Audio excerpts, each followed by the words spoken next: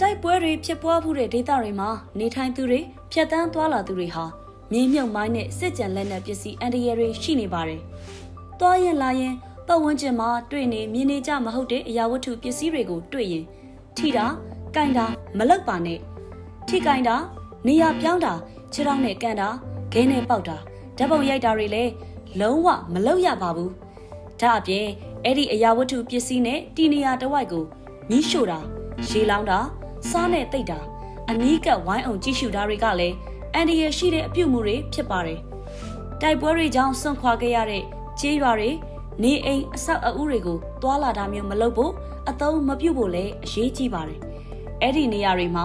စစ်ကြံလက်နက်ပစ္စည်းအန္တရာယ်တွေရှိသလိုမြေမြုပ်မိုင်းအမျိုးမျိုးရဲ့အန္တရာယ်တွေလည်းရှိလို့ရှောင်ကျဉ်ရပါမယ်။စိုက်ပျိုးမြေနေရာတွေအသစ်ရှာဖွေပြောင်းရွှေ့စိုက်ပျိုးကြတယ်ဆိုရင်လေဒေသခံရွာသူရွာသားတွေနဲ့အာဏာပိုင်တွေကအန္တရာယ်ကင်းရှင်းတယ်လို့အသေးချာမပြောမချင်းနေရာအသစ်မှာထွန်ရက်စိုက်ပျိုးတာမီးရှို့တာမျိုးမလုပ်သင့်ပါဘူး။ရှားထဲတောထဲသွားတာဖြစ်စေတရွာနဲ့တရွာတစ်မြို့နဲ့တစ်မြို့ကြားကူးလူကြတဲ့အခါဖြစ်စေအန္တရာယ်မကင်းနိုင်တဲ့ဖြက်လန်းတွေကိုအသုံးမပြုပါနဲ့။လူသုံးများတဲ့ပိုပြီးအန္တရာယ်ကင်းနိုင်တဲ့လမ်းတွေကိုသာရွေးချယ်အသုံးပြုပါ။သွားရင်လာရင်အန္တရာယ်ရှိအမှတ်အသားတွေတွေ့ရင်ခက်ဝေးဝေးကရှောင်သွားပါစူးစမ်းတာအနာကပ်ကြည့်တာမျိုးတွေမလုပ်ရပါဘူး